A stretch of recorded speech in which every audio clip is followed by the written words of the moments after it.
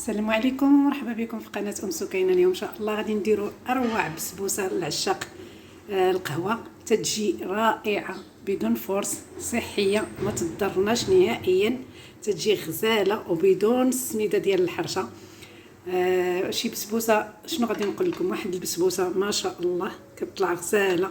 بسبوسه ببودره الكاكاو، كتجي غزاله غزاله ما شاء الله. نتوما كتشوفوا راه سخونه، كنوريها لكم. هانتوما كتشوفوا كيفاش دايره، سخونه باقيه سخونه، وهانتوما كتشوفوا طلعت ما شاء الله. كنتمنى تنال الاعجاب ديالكم. دوزوا المقادير وطريقه التحضير مع بعضياتنا ان شاء الله. ان شاء الله شنو غادي نحتاج لهاد البسبوسه ديالنا، كتجي غزاله ورائعه بدون سميده. فايته دايرها معكم البسبوسه بدون سميده، واليوم ان شاء الله غادي نديرو بسبوسه بالشوكولاط بدون سميده. هنا عندي 3 البيضات يكونوا كبارين الحجم شويه، درت معاهم قبيصه ديال الملح. غادي نحتاجو معلقه ديال الخل، كاس ديال الحليب، نص كاس ديال السكر، لاننا غادي نسقيو البسبوسه ديالنا باش ما تجيناش حلوه، واللي بغى الحلاوه يقدر يزيد. وغادي نحتاجو كاس لاروب ديال زيت المائده، غادي نحتاجو بودره الكاكاو، غادي نحتاجو 2 خميرات وساشي ديال الفاني، وغادي نحتاجو الدقيق الفينو اللي هو هذا، ماشي سميده رقيقه، الدقيق الفينو تتجي غزاله بالدقيق الفينو. نبداو بسم الله، نخلطوا السكر مع البيض.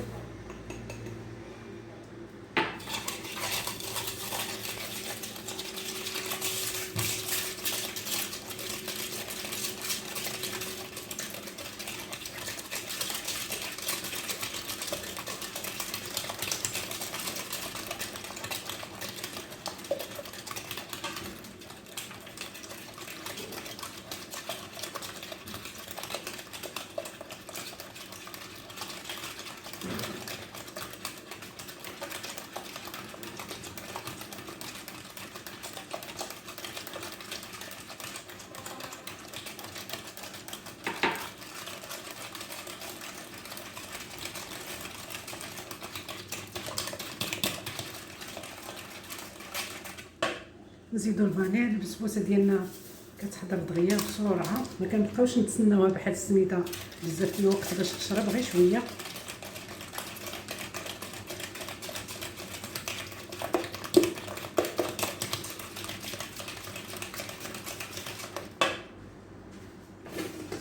انا مغربله الدقيق ديالي، غادي نزيد شويه ديال الدقيق مع بودره الكاكاو ونغربل تقريبا 1-2 معالق ديال بودره الكاكاو، ونشوف عيني ميزاني على حساب اللون.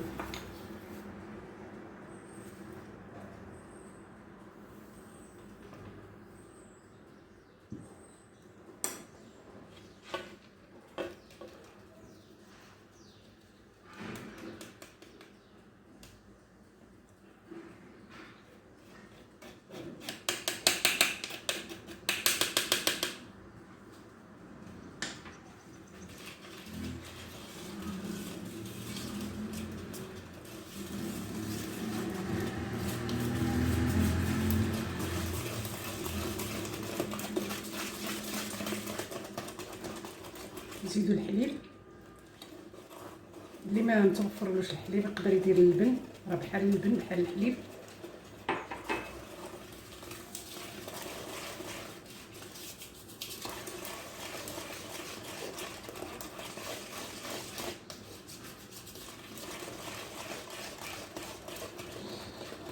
وهنا نبقاو نزيدو الدقيق بشويه بشويه. هنا عندي 3 الكيسان ديال الدقيق الفينو، غادي نشوفوا واش يدخلوا ب3 ولا على حساب البيض وعلى حساب النوعيه ديال الدقيق. كاين الدقيق اللي كيشرب بزاف، كاين اللي ما كيشربش.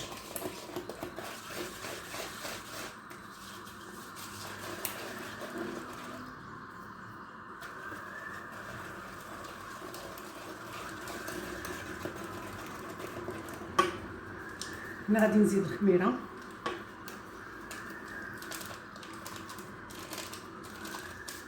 البنات واحد النصيحه، الخميره قبل ما تحلوها ديروا لها بحال هكا بين يديكم، راه ما تتبقاش مكوره، احسن ما تغربلوها وتطلع كلها.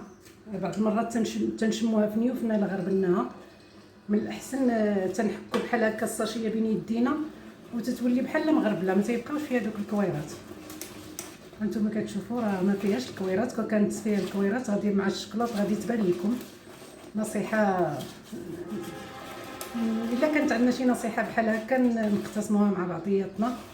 هانتوما كتشوفوا الخليط ديالي غادي نخليه واحد شويه بين ما نجمع طاوله العمل، وان شاء الله نتلاقاو باش نديروه في البول باش ندخلوه للفران. نشوفوا الخليط ديالنا كيفاش صبح. عفوا غادي نزيد واحد المعلقه ديال الخل، نسيتها انا حاطاه ولكن ما درتهاش. معلقه تكون مملوءه مزيان.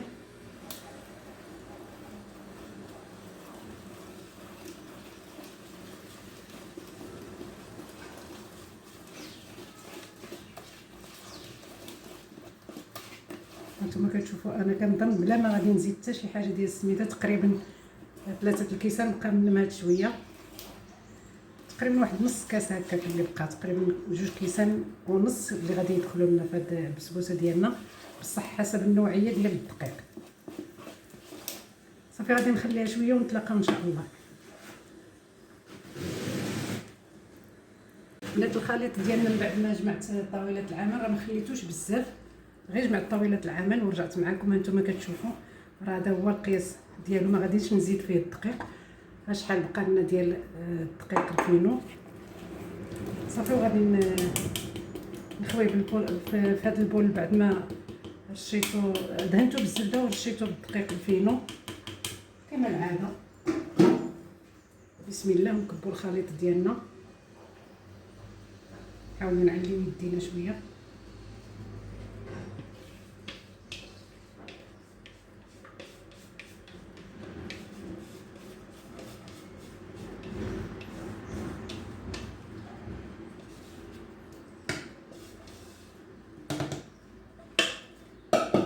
وحنا نحاولوا نقادوا الخليط ديالنا ونخبطوه بحال هكا على طاوله العمل.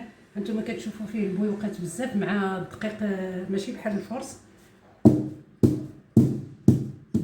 البسبوسه دائما كيخرجوا لنا فيها دوك البويوقات.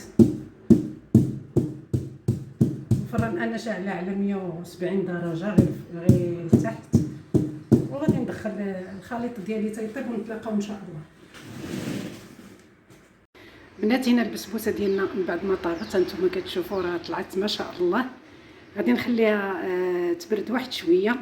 هنا طيبت قهوه عاديه وغادي ندير فيها السكر يكون زايد شويه، وغادي نسقي البسبوسه ديالي ونديرها في طبق التقديم. نشوف باش غادي نزينها ونتلاقاو ان شاء الله. هنا من بعد ما درت البسبوسه ديالي في طبق التقديم غادي نتكها بواحد القطيب بحال هكا باش تشرب لنا مزيان داك القهوه وتجينا النكهه ديال القهوه رائعه مع بودره الكاكاو. راه كتعرفوا بان بودره الكاكاو مع القهوه كتواتى مزيان، كتجي غزاله.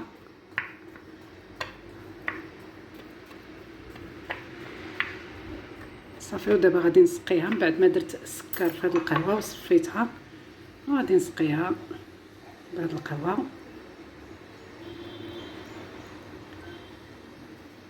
وخليها تتشرب مزيان هاد القهوه. وندهنها بشويه ديال المربى ونزينها اما بالكوك اما بالفول السوداني كونكاسي ولا كاوكاو، اما اللوز اللي متوفر عندكم واللي موجود في الدار نقضيو به. وكتجينا واحد البسبوسه رائعه. هانتوما كتشوفوا راه باقا سخونه، نخليها تتبرد شويه وندهنها بالمربى ونزينها ونتلاقاو في طبق التقديم ان شاء الله. الشكل النهائي ديالها